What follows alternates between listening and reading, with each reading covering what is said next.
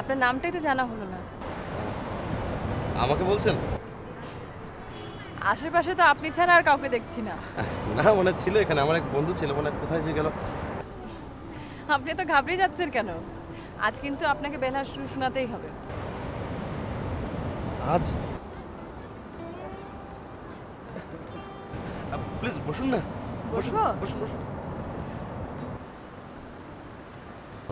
আজকে সুর নাই শুনলেন, আজকে নামটা শুনুন। বলুন। Dollar, dollar Chowdhury. ডলার? বাহ, সুন্দর নাম তো, ডলার। নামটা শুনলে কেমন জানি বড়লোক বড়লোক মনে হয়। আর আপনার? জি, আমার নাম প্রতীক্ষা। তা ডলার, আপনারা এখানে আর কতদিন আছেন? এই তো আছি, বেশ কিছুদিন থাকবো। না মানে চলে যাব, কাল অথবা পরশুই চলে যাব। ও আচ্ছা, ঢাকায় কোথায় থাকেন?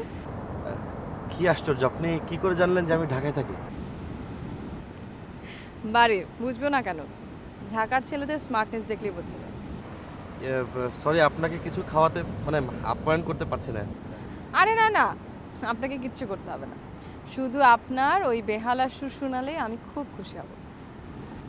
আপনার বেহালা সুরের মধ্যে না কেমন জানি একটা জাদু আছে, আমেজ আছে, জাদুর মতো করে কাছে টানে। সত্যি বলছেন? আমি মিথ্যে বলতে শিখিনি। একা একা? জি না, সাথে ভাইয়া ভাবিও আছেন। ওই তো ওদিকটা হয়তো বসে আছে। আহ, আমি বরং যাই, হয়তো ওরা টেনশন করবে। ও, আপনার সাথে কিন্তু আবার দেখা হচ্ছে। বেহালার সুর শোনা এখনো পাওনা থাকে। অবশ্যই অবশ্যই। ঠিক আছে।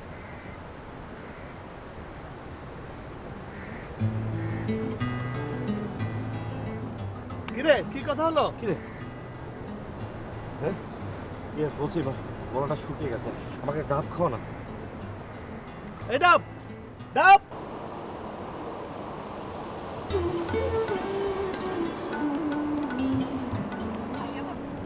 তোমাদেরকে একটা ইন্টারেস্টিং ঘটনা বলি। ওই যে কালকের ওই লাফাঙ্গা ছেলেটা আছে না, যার কথা বলেছিলাম, তোর বেহালা শুনে আমি অবাক। অসাধারণ বাজায়। তাই নাকি? কোথায় শুনলি? ওই তো ঝাউবনে। আমি তো এতক্ষণ ওর সাথে কথা বলছিলাম। কোথায় দেখা হলো? ওই তো ওই ঝাউবনের দিকে।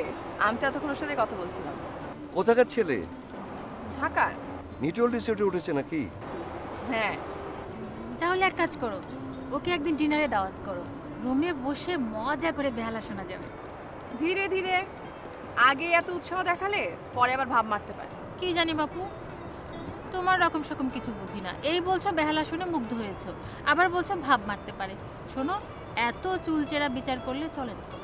ও ভাবি, আবার জ্ঞান দেওয়া শুরু করলে। চলো তো, খুব খিদে পেয়েছে, চলো উঠি।